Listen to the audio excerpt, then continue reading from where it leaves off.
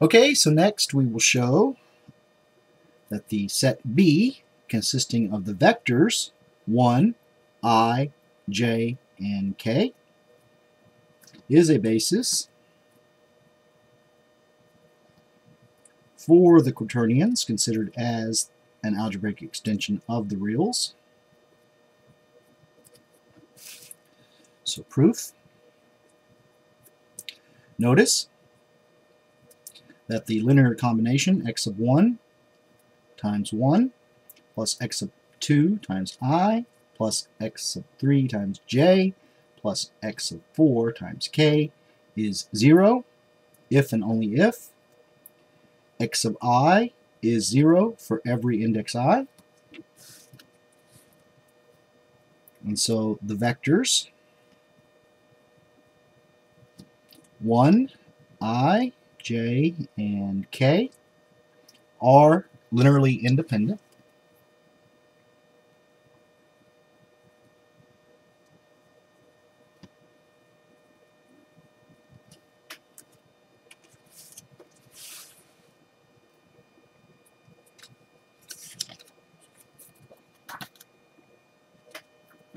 Further, for every vector x in the set of quaternions, we have that this vector is a linear combination of the vectors 1, I, j, and k for some real scalars x of I. And so the span of the set B is the entire vector space of quaternions. And therefore the set B, consisting of the vectors 1, I, j, and k, is a basis for the quaternions considered as the algebraic extension of the reals. So notice that as a real vector space,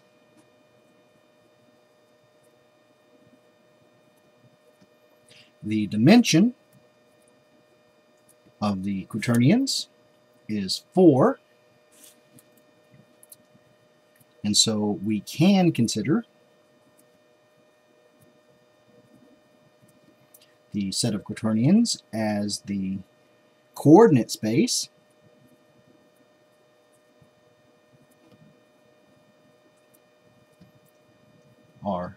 R4. That is,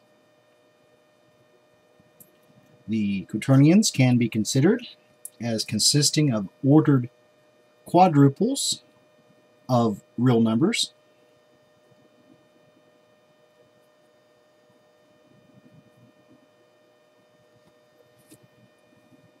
where we have a notion of vector addition as the sum of two ordered quadruples. So the sum of the vectors x and y is the sum of the ordered quadruple x of 1, x of 2, x of 3, x of 4, plus the ordered quadruple y sub 1, y sub 2, y sub 3, y sub 4, which is the ordered quadruple whose components are the sum of the corresponding components in the vectors x and y. That is x of 1 plus y sub 1, x sub 2 plus y sub 2, x sub 3 plus y sub 3, and x sub 4 plus y sub 4.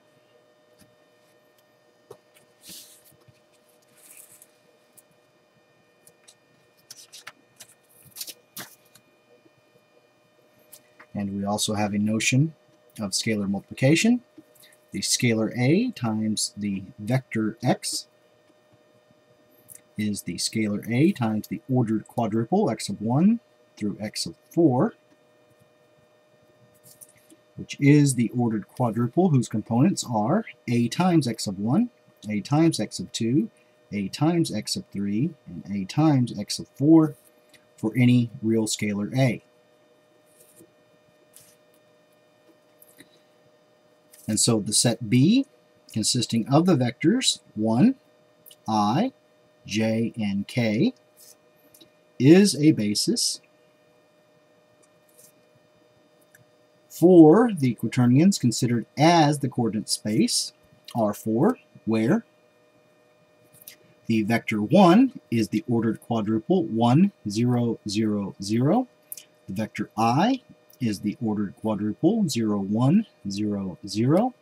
The vector j is the ordered quadruple 0, 0, 1, 0. And finally, the vector k is the ordered quadruple 0, 0, 0, 1.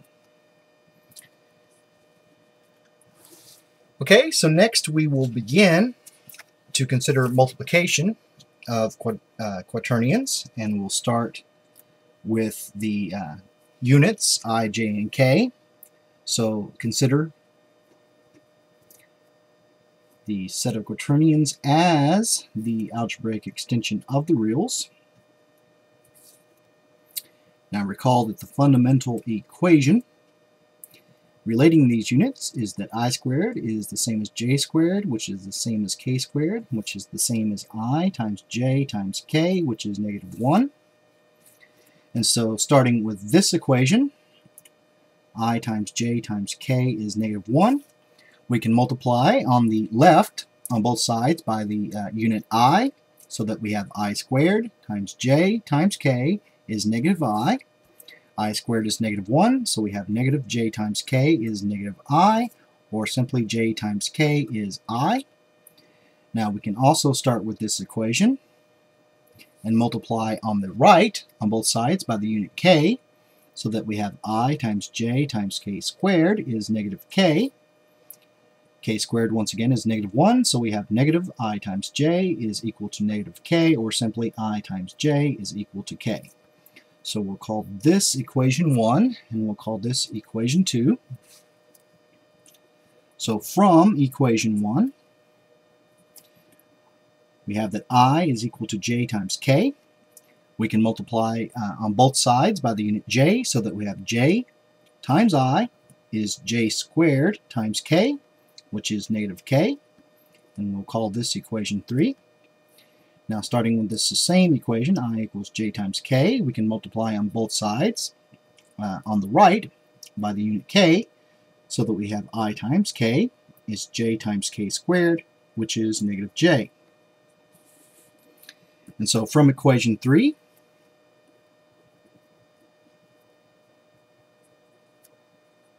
we have that k is equal to negative j times I. And so we can multiply on both sides on the right by the unit I, so that we have k times I is negative j times I squared, which is simply j. And so we have our multiplication table for the units.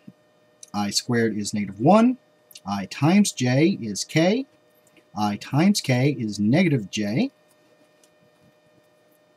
j times I is negative k, j squared is negative 1, and j times k is I, k times I is j, k times j is negative I, and k squared is negative 1.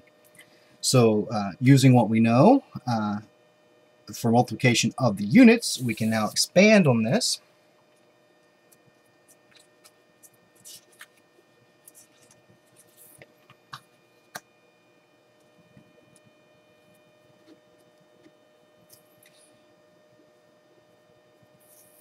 So we multiply the quantity y sub 1 plus y sub 2 times I plus y sub 3 times j plus y sub 4 times k on the left by x sub 1 times I. Remember that x sub I and y sub I are real scalars. And so this product is x sub 1 times y sub 1 times I plus x sub 1 times y sub 2 times I squared plus x sub 1 times y sub 3 times I times j plus x sub 1 times y sub 4 times I times k. So we have x sub 1 times y sub 1 times I minus x sub 1 times y sub 2. Now I times j is k, and so we have plus x sub 1 times y sub 3 times k. And I times k is negative j, and so we have minus x sub 1 times y sub 4. And so we can rewrite this in the proper order so that we have negative x sub 1 times y sub 2 plus x sub 1 times y sub 1 times I minus x sub 1 times y sub 4 times j plus x sub 1 times y sub 3 times k. Now if we multiply the quantity y sub 1 plus y sub 2 times I plus y sub 3 times j plus y sub 4 times k on the right by x sub 1 times I, we have x sub 1 times y sub 1 times I plus x sub 1 times y sub 2 times I squared plus x sub 1 times y sub 3 times j times I plus x sub 1 times y sub 4 times k times I. So we have x sub 1 times y sub 1 times I minus x sub 1 times y sub 2. J times I is negative k, and so we have negative x sub 1 times y sub 3 times k. And k times I is positive j, and so we have plus x sub 1 times y sub 4 times j. Once again, rewriting in the proper order, we have negative x sub 1 times y sub 2 plus x sub 1 times y sub 1 times I plus x sub 1 times y sub 4 times j minus x sub 1 times y sub 3 times k. So notice that the product x sub 1 times I times the vector y is not equal to y times x sub 1 times I. And so now we can look at multiplication of two arbitrary quaternions. So again, consider the set of quaternions as the algebraic extension of the reals. And let x and y be two quaternions, and here I'm using vector notation. The product x times y is the product of the quantity x sub 1 plus x sub 2 times I plus x sub 3 times j plus x sub 4 times k times the quantity y sub 1 plus y sub 2 times I plus y sub 3 times j plus y sub 4 times k. And so we can expand so that we have x sub 1 times the quantity y sub 1 plus y sub 2 times I plus y sub 3 times j plus y sub 4 times k plus x sub 2 times I times the quantity y sub 1 plus y sub 2 times I plus y sub 3 times j plus y sub 4 times k plus x sub 3 times j times the quantity y sub 1 plus y sub 2 times I plus y sub 3 times j plus y sub 4 times k plus x sub 4 times k times the quantity y sub 1 plus y sub 2 times I plus y sub 3 times j plus y sub 4 times k. And so first we'll extract the multiples of 1, and so we have x sub 1 times y sub 1. Now I times I is I squared, and so we have minus x sub 2 times y sub 2. J times j is j squared, which is negative 1, and so we have minus x sub 3 times y sub 3. And k times k is k squared, which is negative 1, and so we have minus x sub 4 times y sub 4. And so these are all the multiples of the vector 1. So next we extract the multiples of the vector I. So we have x sub 1 times y sub 2.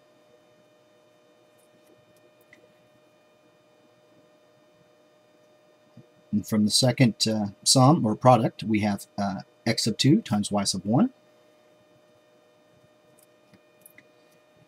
Now j times k is I, and so we have plus x sub 3 times y sub 4. And finally, k times j is negative I, and so we have minus x sub 4 times y sub 3, and these are our multiples of I. So next we extract the multiples of the vector j, and so we have x sub 1 times y sub 3. Now I times k is negative j, and so we have minus x sub 2 times y sub 4 plus x sub 3 times y sub 1. K times I is positive j, and so we have plus x sub 4 times y sub 2. And those are our multiples of the vector j. And finally, we extract the multiples of the vector k. And so we have x sub 1 times y sub 4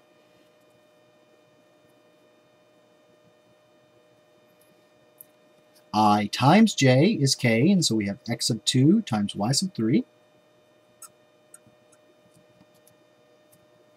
J times I is negative k, and so we have minus x sub 3 times y sub 2. And finally, plus x sub 4 times y sub 1.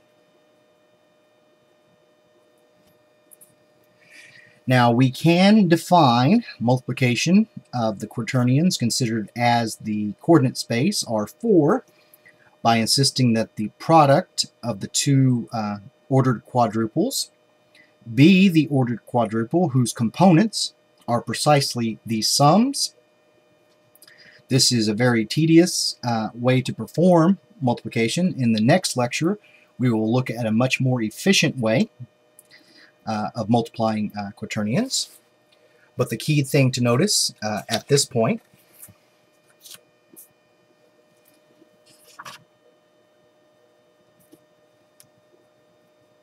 that multiplication is not commutative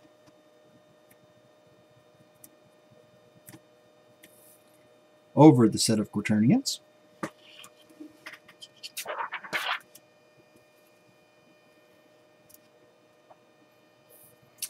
So as a final example for today, consider the equation x squared plus 1 equals 0. Now in the set of quaternions, which we can consider as the algebraic extension of the reals, there are 6 solutions.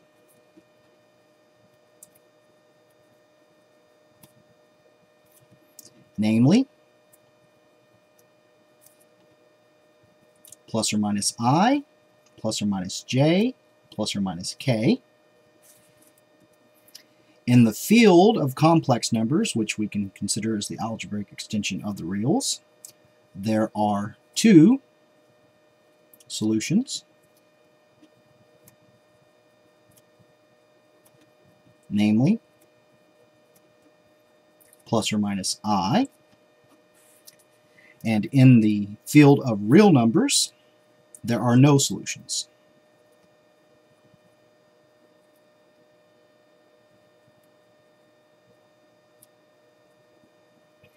Now, one of the theorems that we will be looking at in this course is the fundamental theorem of algebra, which essentially states that for a polynomial of degree n with coefficients in the field of complex numbers, there are at most n distinct solutions. So in particular, in the set of quaternions, there are 6 solutions, which is much greater than 2 for this equation, and so this suggests, along with the fact that multiplication is not commutative, that the set of quaternions is not a field, and we will indeed show this in the next lecture. So we will end here for today.